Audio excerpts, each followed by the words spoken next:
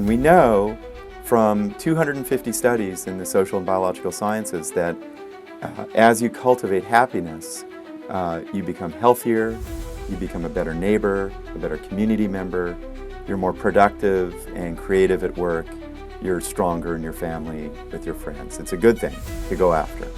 Have you ever felt happy? But only for a moment.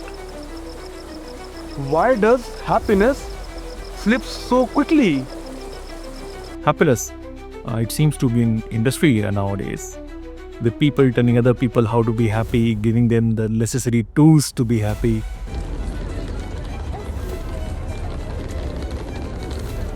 We live in a world that sells happiness like a product. Today, happiness is an industry worth over $4.2 trillion. Everyone is selling it. Let me show you. In the last 3 years alone, 3.4 million people have enrolled themselves for a Coursera course on happiness. A course on happiness. Ads tell us it's a new Merchandise selling happiness in big, bold letters. Notebook covers remind you to choose happiness. Honestly, who wouldn't like to? social media says its followers. But deep down, do we really feel it? Or is it all just a performance? There are 151 million Instagram posts with hashtag happiness. 1 million with hashtag happiness is a choice. Our fairy tales promise a happily ever after. The commercial culture in our media is constantly encouraging us to think that if we feel good, we live well, and then we're only too happy, thank you very much, to sell you goods and services, from the dancing ovoids of the pill you can take, or the trips or the cars, whatever that is, that will give you the quick route to that. Happiness, by definition, is a feeling of contentment or joy arising from positive experiences, like a simple action of helping somebody. That might bring happiness. Unfortunately, nowadays, since there has been too much commercialization of selling this product, happiness, people tend to take it in a very different direction. Sometimes they associate it with their external achievements, and according to me, well, if you achieve something which makes people applaud and praise you, of course you're happy. But how long? Because achievements, they get stale. What if I told you everything you know about happiness is wrong? And the way we have been taught to find it is actually making us more miserable. Can an obsession with happiness make you unhappy? Where is India in the World Happiness Report? It ranks 139 out of 149, way behind Pakistan, Iran.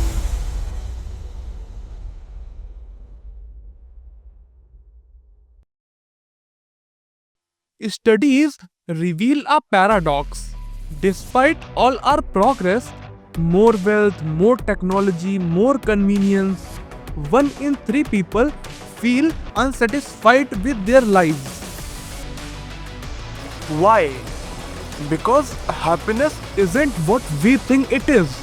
1 in 3 reported experiencing severe or extremely severe symptoms of depression, anxiety, or stress. This episode isn't about chasing happiness. It's about uncovering the truth. What does it really mean? Why we have misunderstood it, and how we can redefine it for ourselves.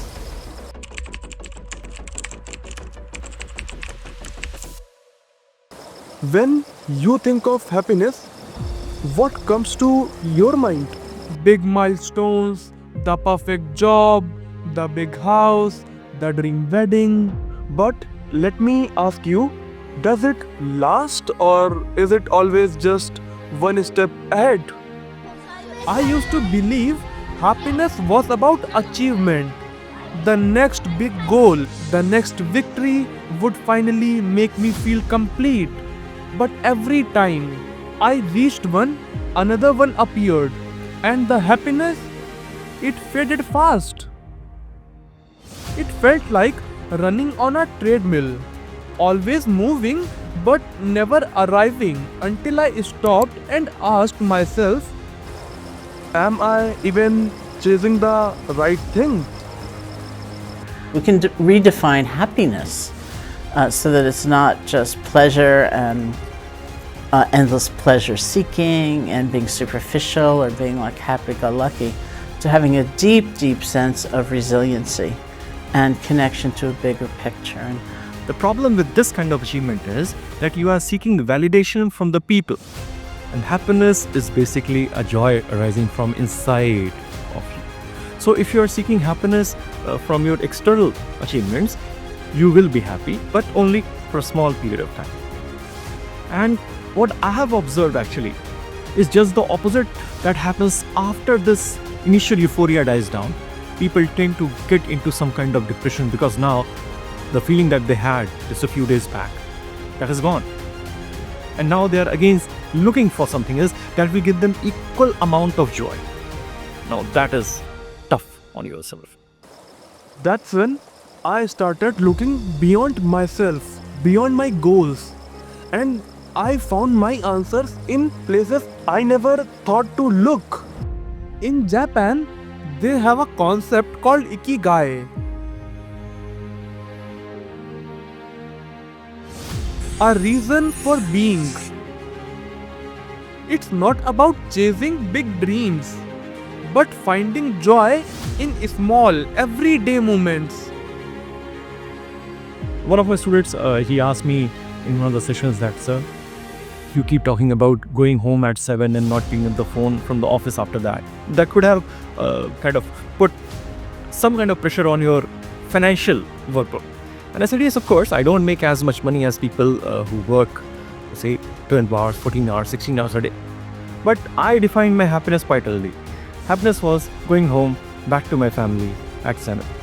And after that, I need not worry about what's happening around me. Okay, if something arises, if people need help, I'm there. But I would not put pressure on myself that I have to perform, I have to be there, I did not want that fear of missing out. So according to me, over the past 15 years, having lunch with my family has been total bliss, because not many people are blessed with that kind of happiness. So it is highly personal how you define your happiness. In Denmark, happiness isn't tied to wealth or success. It's found in hygge. The warmth of togetherness, a candlelit dinner with loved ones, laughter over a simple meal. It's not about perfection, it's about connection. And here in India, we celebrate joy in moments of unity. Festivals like Diwali, it's not about lights or sweets. It's about gratitude, spirituality, and the bond we share with each other.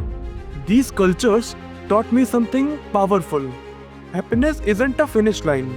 It's a state of being. It's not found in what you achieve, but in the moments you create within and around you every single day. Even science backs this up. Harvard researchers found that happiness doesn't come from wealth or success. It's in three main things: meaningful relationships, gratitude, and living with purpose. But the single choice we can make that's most likely to keep us on a good path of well-being is to invest in your relationships with other people. The people in our 85-year study who stayed the happiest and the healthiest were the people who had the warmest connections with others. Our brain are wired for connection, for meaning, not materialism or perfection. And if you escape into, kind of a materialism and the right car, the right woman, the right house, the right trip, the right place, the right job, the right, praise, these things, all of the folks who are wiser in our culture, and it's an empty promise. I think young people know it's empty, but they're not quite sure what to do. In Japan, they embrace wabi-sabi, means the beauty in imperfection. Flaws and hardships don't diminish happiness, they shape it. In India, we have santosha, means contentment. It reminds us that happiness isn't about what we don't have. It's about appreciating what we do. According to me, happiness is a state where you do not seek validation from the people outside to tell you that how you should be happy. I can be happy sitting on this sofa doing nothing. I can be happy sitting on this sofa doing a lot. Choice is mine. Do not put too much pressure about being happy. You will never ever get there. As I said, it's a cat chasing its own tail. If you walk straight, the tail follows you. Keep doing your work. Keep doing what you like. Keep overcoming your weaknesses, and tail follows. Happiness follows. Let's go deeper. Did you know that happiness wasn't always about personal pleasure? In ancient Greece, philosophers like Aristotle believed in eudaimonia. The Greeks had a word for it. They called it eudaimonia, and it's not a bad definition. And I think that definition of happiness is something that will empower human lives. In Greek, they have two different words for happiness. One is hedonic, and that's the typical pleasure of happiness, the joyful, like, oh, this is wonderful and great. And then they have a word called eudaimonia, and that is that positive baseline that simply is a joy of simply living. The idea that happiness comes from living virtuously and fulfilling your potential. And this idea is reflected today in studies that shows act of kindness actually increase our own happiness. Giving, not taking, make us truly content.